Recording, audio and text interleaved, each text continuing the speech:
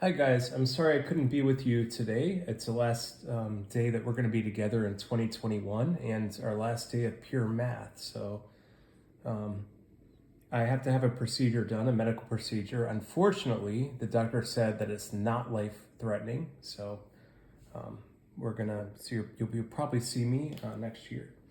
But we're going to talk about this, and we're into the last section of chapter 9, which is 9.8. 9.8? Okay, 9.8. And we're looking at this. So we're looking at 3D objects, and this is hard to draw. So I'm going to keep it kind of simple, and then I'm going to upload a video for you to help you understand a little bit better, hopefully. But my videos are good because I just kind of like tell you exactly how to solve it, and then I'll upload a video where you can go into the more intricate details of how to solve these problems. So this is the question I grabbed not from your book, from an older book, but the region between the curve, y is equal to x squared. So let's think about this before we get started. So y is equal to x squared. We know how to do this. This is a parabola, and we're going to rotate it. So the idea here is, well, let me not, how about if I don't get to the idea just yet? But x is equal to 1 and x is equal to 3. So the lines x equal to 1, x equal to 3 is rotated along the x-axis. So that means, let me put x equal to 1 here, and then x equal to 3 here. Let me mark them. 1, that's 3. Okay, so the way to envision this is, we've already been through the process of integration, and this is a 1 here. But to integrate in 2 dimensions, we already know how to do it. So you're going to do,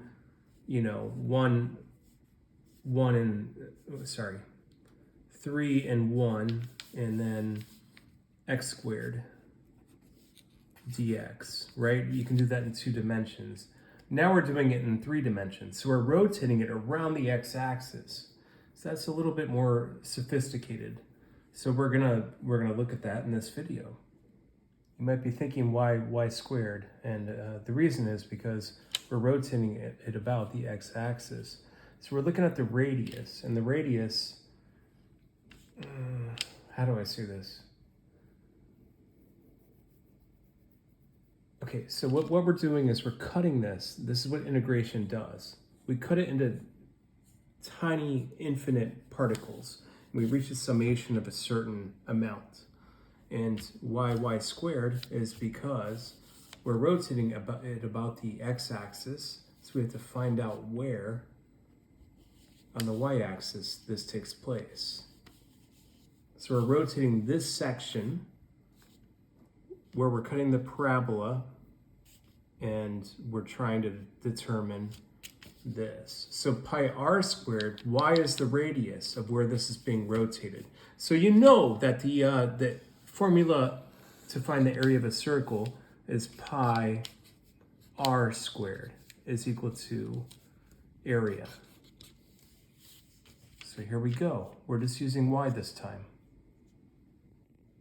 All right, so let's go back. So we talked about area, circles. We're talking about a circular object because it's being spun along the x-axis. All right, and so we know the area of a circle is pi r squared, gives you a circle. And I rearranged this, you can see that. And the volume is the area of the base times the height. So this might look strange for you, but this is how we write it in the US. Area of the base times the height, okay? And area of the base is pi r squared. Well, we're talking about a circular object. So the height is, we're going between 1 and 3. Hopefully you understand. So that's what we're going to do, and we're going to integrate to find this. We're trying to find the volume, ultimately, of the spinning object that's going between 1 and 3. I'm not really happy with my 1 here, but this is 1, this is 3, okay? And we're spinning this along the x-axis. And the radius is along the y-axis. And that's why this is y squared, because that's our radius. All right, so we are kind of progressing through this, and we talked about y squared, and you're thinking like, why y squared? That was an unintentional pun.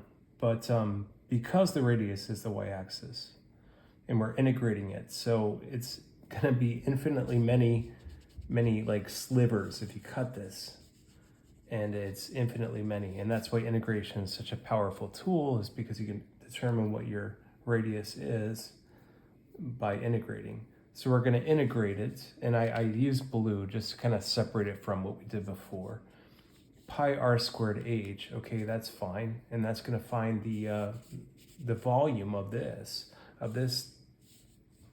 not thing, but object that's being rotated along the x-axis. So we're almost there, but now, whoops, I forgot one step. So now we're gonna do this with respect to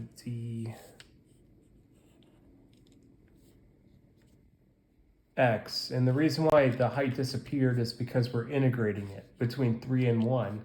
And that's what integration does. It takes into account all the multiple slivers, like I showed you in the last video, I think. I tried to anyway. Hopefully it was sufficient. But it is a complicated subject. So the h disappeared because now we're integrating it between 3 and 1. So now we've got the height. And now we just have to go through this process. Well, here's the kicker, is that we have to take into account y squared. So no problem, we'll just substitute. And we already know how to substitute. That's just an old, concept for us. We've been doing that for years. So let's go ahead and do it. Okay, so I just went ahead and substituted in the integration of pi y squared with respect to dx. Substituted it in because we determined before that y squared is what the radius is. But we already determined, not what we didn't determine, but it's stated here that y is equal to x squared. So if y squared is equal to if y is equal to x squared, then that means y is equal to x squared raised to the second power. So now we can substitute x in, because we're trying to find it in respect to dx. So here we go, I just substituted. So I put in, for y, I put in, went ahead and put in here.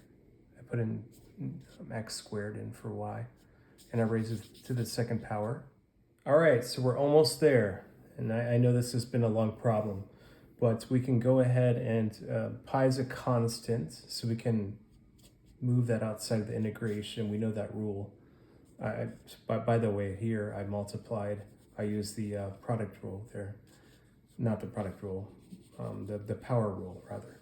So v is equal to pi, the integration of 3 and 1, x to the fourth with respect to dx. Now we can close this thing out. I think we know what to do from here. And now we just have to do this part. So we went from here to here. And the rest is not easy. None of this is easy, but easier anyway. So we're going to determine what the solution is, and then we're going to be finished, okay? So here's the final step. We integrated this part. And here's the final solution. So, well, yeah. So I guess I'm done. Thank you.